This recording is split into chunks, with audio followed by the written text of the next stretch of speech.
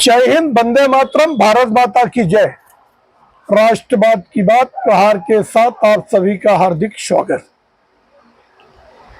दोस्तों, भाषा विवाद पहले तमिलनाडु में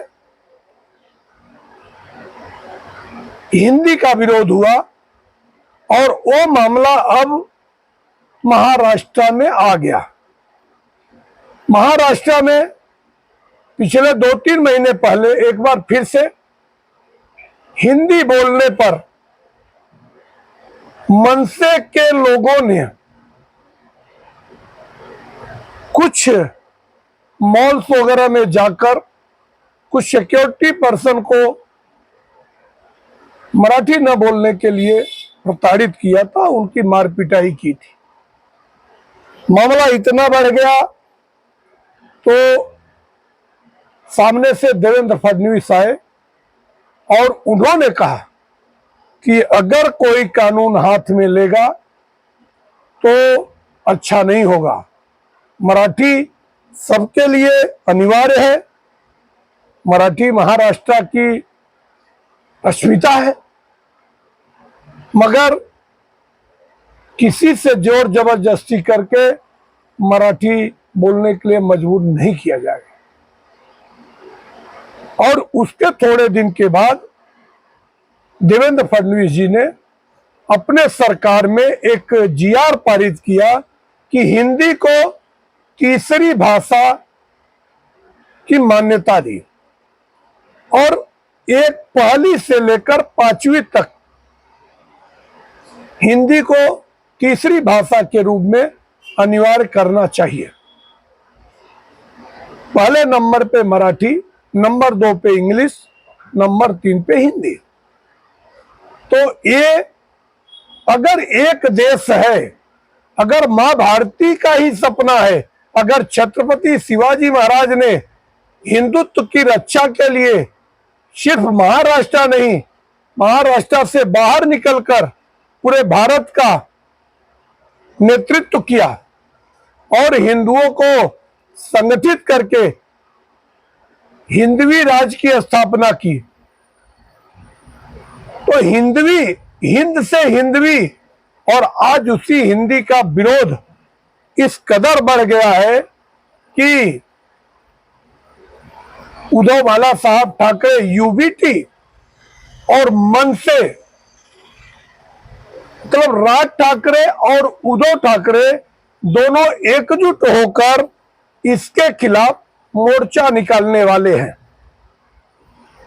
जबकि अगर पूरे विश्व में सबसे सरल कोई भाषा है वो हिंदी है और हिंदी सभी को जोड़ती है। मैं ये नहीं कहता हूं कि हिंदी के लिए कोई मराठी को पीछे कर दे। मराठी, संस्कृत महाराष्ट्र की अस्मिता है और मराठी सबको बोलना चाहिए। मुझे भी पूरी भर्राटेदार मराठी आती है, मगर अब ये जो एक गंदी राजनीति हो रही है कि लोगों को उकसाकर सत्ता में कैसे वापसी किया जाए, अगर महाराष्ट्र का विकास करना है तो इसका चतुर्मुखी विकास कब संभव होगा कि जब पूरे देशवासी यहां तन मन धन से अपना समझकर मेहनत करेंगे तो ही मुंबई और महाराष्ट्र का विकास हुआ है। और ये भाषा के नाम पे अगर आपस में मतभेद पैदा किया जाएगा तो कहीं न कहीं हमारा हिंदुत्व कमजोर होगा और इसका फायदा देश विरोधी ताकतें जो देश को तोड़ने के लिए अपने मंसूबे पाले बैठी है, उनको इसमें आसानी मिलेगी। जबकि जब विवाद बढ़ता देख, अभी एक गजट लाया गया, GR लाया गया कि हिंदी की जगह आप अदर लैंग्वेज भी, तीसरा लैंग्वेज चूज कर सकते हैं। अब जैसे मेरा ही बेटा, हमारे बच्चे Guru Nanak mission high school में पढ़े थे, तो उसमें एक पंजाबी लैंग्वेज कंपलसरी था और वो हर बच्चों को पढ़ना अनिवार्य था। तो जिसको अगर स्कूल में दाखला लेना है तो उनको पंजाबी लैंग्वेज जरूर पढ़नी पड़ती है, मगर अब तक उसका विरोध नहीं हुआ। और मुझे लगता है अनेक वर्षों से, 50 वर्षों से वो स्कूल अंधेरी में बना है। और भी जगह Guru Nanak mission high school की ब्रांचेज है।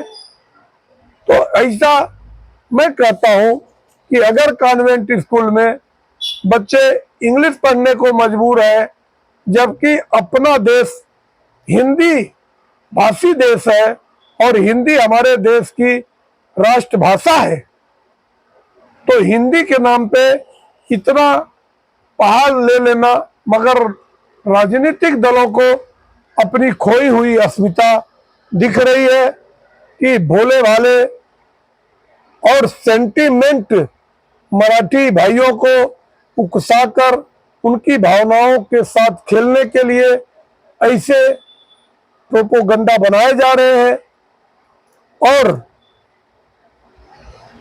उसके खिलाफ एक जन आक्रोश मोर्चा निकालने की बात हो रही है। और जहां 2007 से दोनों भाई एक दूसरे का मुंह नहीं देखना चाहते थे, एक बार फिर इस मुद्दे पर एक साथ मिलकर मोर्चा निकालने वाले हैं।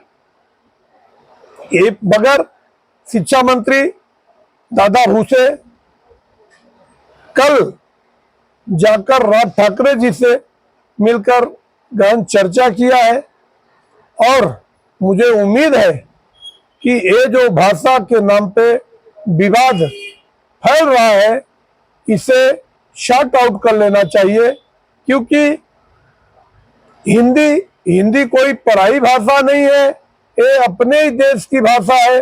अगर अपने देश में ऐसा विभाजनकारी षड्यंत्र रचे जाएंगे कि हिंदी न साउथ में कोई बोलने को तैयार होगा, न महाराष्ट्र में बोलने को तैयार होगा, न उड़ीसा में कोई बोलने को तैयार होगा, न पंजाब में कोई बोलने को तैयार होगा, तो फिर ये राष्ट्रभाषा कैसी बनेगी।